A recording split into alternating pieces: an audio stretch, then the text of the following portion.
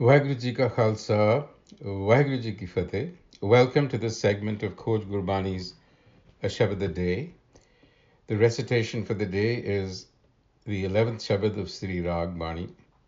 Sri Rag Mahalla Pehla, Bhali Sari, Ubari, haume mui karai, दूत लगे फिर चाकरी सतगुरु का वेसाओ कल्प त्यागी बाध है सच्चा वे परवाहो मन रे सच मिले पाओ जाए पै बिन निर्भो क्यों थी है गुरमुख शब्द समाए रहाओ केता आखण आखिए आखण तोट न होए मंगण वाले केतड़े दाता एको सोए जिसके जी प्राण है मन वसया सुख होए जग सुपना बाजी बनी खिन मह खेल खिलाए संजोगी मिल एक से जोगी उठ जाए जेत सुभाना सो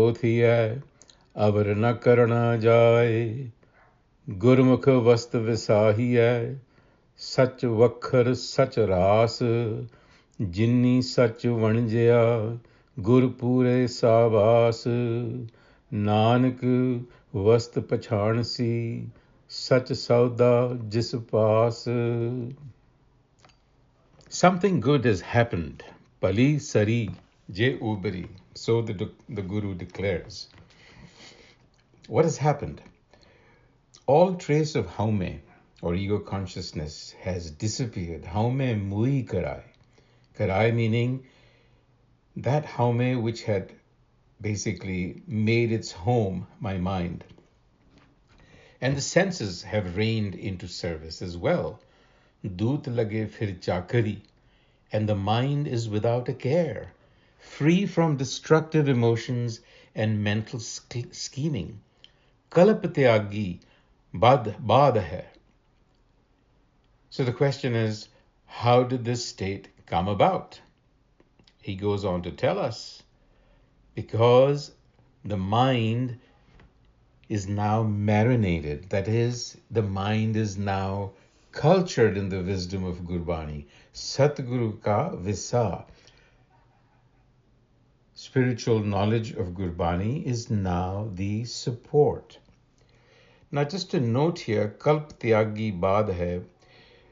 We've translated that to mean mental guiles, but the term has various other references as well. It refers both to the method, rites, rituals from the Vedas, and it also signifies a unit, a time unit, an aeon or an age equal to one day in the life of Brahma, so to speak, approximately 4.3 billion years. And it's also known as Kalpavriksha, which is the wish-granting tree in Hindu mythology. So this line could also be read to mean not only has the mind given up its scheming, but it's also the giving up of rituals and dogma. So when the truth of Gurbani illuminates the mind, that is, when the mind internalizes Gurbani wisdom, worldly fears recede. Sach mile pao jaye. And that gives rise to what is called pa, which is also translated as fear and requires a bit of a clarification, which we will come to in a bit. When pa replaces pao, the mind is transformed into the likeness of the fearless one. Pa bin nirbho kyo thiye. How much can we say about all of this? Keta akhan akhiye, akhan tot na hoye. Again, there is no end. Guruji is making a crucial point by pointing to the numerous dogmas and intellectual disciplines and many systems of philosophy. And Gurbani says that these are all but chains that curb the spontaneity of our psyche. They are called manhat buddhi ketiya kete bed vichar.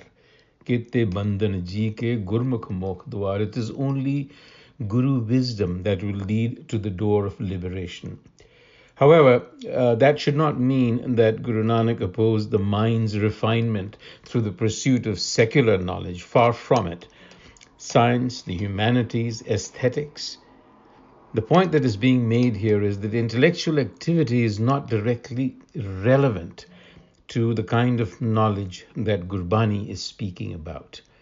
That kind of knowledge, intuitive self-awareness, comes only through the wisdom of Gurbani.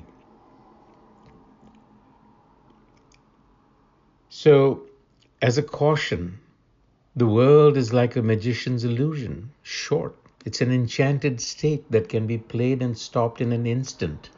Jag sapna baji bani, khin mein khel khilaye. In an instant, it can come about and disappear. And this world is characterized by sanjog, union or fusion or coming together, and vijog, opposite, separation, splitting, breaking apart. And this occurs naturally and spontaneously. So this is the underlying cosmic process of creation and destruction, and its operation in human life as a synchronicity. The idea that the occurrence of meaningful events has no causal relationship. For example, in this passage, the significant event that has been described as Bhali Sari, something good happened, has no real causal connection to one's own effort.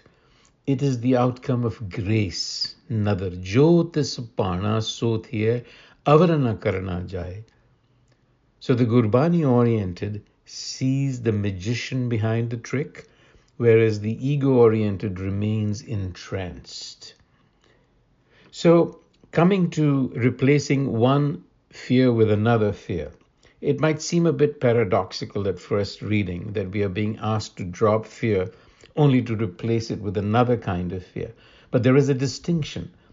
Fear is of two kinds. One is referred to as a lower fear, which is associated with the haume, and the other called spiritual fear of Akal Purukh, which emerges when haume consciousness gives way to Guru consciousness. So the ask here is replace one with the other.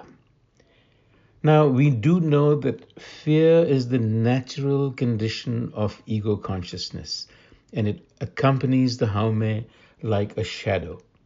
Gurbani, in fact, calls it the noise of the egocentric mind. Dariye je dar hove hor, dar dar darna man ka sor.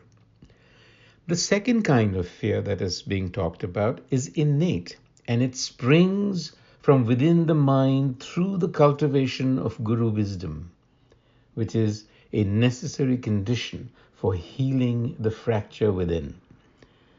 Worldly fear can be paralyzing, but spiritual fear, is liberating. It stems from a deeper and purer aesthetic and emotional source. Think of it as awe, vismad, adoration, sith salah, reverence and trust. It's an outpouring of love and service. Perhaps we can think of it as respect that one and reverence that one owes to something that one admires and loves. So in the end, the best deal for us, Guruji tells us, is to trade in the realm of truth that is within, where our higher self or inner consciousness is the shining real commodity, vast. The creative essence, the truth here is Naam, and the one Akal Purukh who is the banker who can fund us if we present the right credentials, which is Guru wisdom. And we leave you with these thoughts until the next time. Waheguru Ji Ka Khalsa, Waheguru Ji Ki Fateh.